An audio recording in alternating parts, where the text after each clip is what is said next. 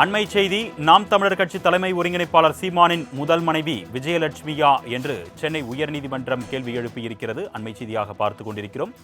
இது குறித்த கூடுதல் விவரங்களை செய்தியாளர் கிருஷ்ணமூர்த்தி வழங்க நாம் கேட்கலாம். வணக்கம் கிருஷ்ணமூர்த்தி, கூடுதல் விவரங்கள்.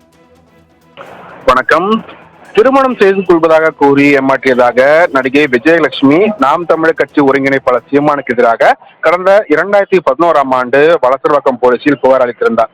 இந்த புகாரின் அடிப்படையில் தனக்கு எதிராக பதிவு செய்யப்பட்ட வழக்கை ரத்து செய்ய கோரி சீமான் சென்னை உயர்நீதிமன்றத்தில் மனு தாக்கல் செய்திருந்தார். அதில் கடந்த 2011ஆம் ஆண்டு அளித்த புகாரை 2012ஆம் ஆண்டிலேயே திரும்ப பெற்றுக் கொண்டதாக நடிகை விஜயலட்சுமி கொடுத்த கடிதத்தின் அடிப்படையிலும் போலீசார் வழக்கை முடித்து வைத்த நிலையில் தற்போது இந்த வழக்கு மீண்டும் விசாரணைக்காக எடுக்கப்பட்டுள்ளதாக கூறியிருக்கிறார். இந்த வழக்கானது நீதிபதி இளந்திரையின் முன்பாக இது மீண்டும் விசாரணைக்காக வந்தது. அப்போது சிலரின் தூண்டுதல் காரணமாகவே இந்த வழக்கு மீண்டும் தொடரப்பட்டுள்ளதாக சீமான் தரப்பில் ஆஜரான மூத்த வழக்கறிஞர் ஜான் சத்யன் தனது வாதங்களை முன்வைத்திருந்தார். அப்போது 2008ஆம் ஆண்டு மதுரை கோவிலில் இருவரும் மாலை மாட்டிக் கொண்டதாக காவல்துறை தரப்பில் வாதங்களானது வைக்கப்பட்டது.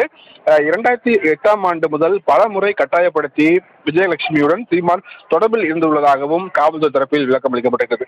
திருமணம் செய்து கொள்வதாக பொய் வாக்குறுதி கொடுத்ததாலேதான் 2 முறையும் சீமானுக்கு எதிரான புகாரை விஜயலட்சுமி வாபஸ் பெற்றதாக காவல்துறை தரப்பில் வாதங்களானது வைக்கப்பட்டது. எனவே இந்த வழக்கில் உத்தரவானது விரிவாக பிறப்பிக்கப்படும் என்று கூறிய நீதிபதி தன் மீதான புகாரை ரத்து செய்ய கோரி சீமான் தொடர்ந்த இந்த வழக்கை தள்ளுபடி செய்து உத்தரவிட்டிருக்கிறார். மேலும் இந்த வழக்கை பொறுத்தவரை 12 வாரங்களுக்குள்ளாக இறுதி விசாரணை அறிக்கை தாக்கல் செய்ய வேண்டும் எனவும் காவல்துறைக்கு சென்னை உயர்நீதிமன்ற நீதிபதி இளந்திரையன் உத்தரவிட்டிருக்கிறார். அருணேஷ், கூடுதல் விவரங்களுக்கு நன்றி கிருஷ்ணமூர்த்தி.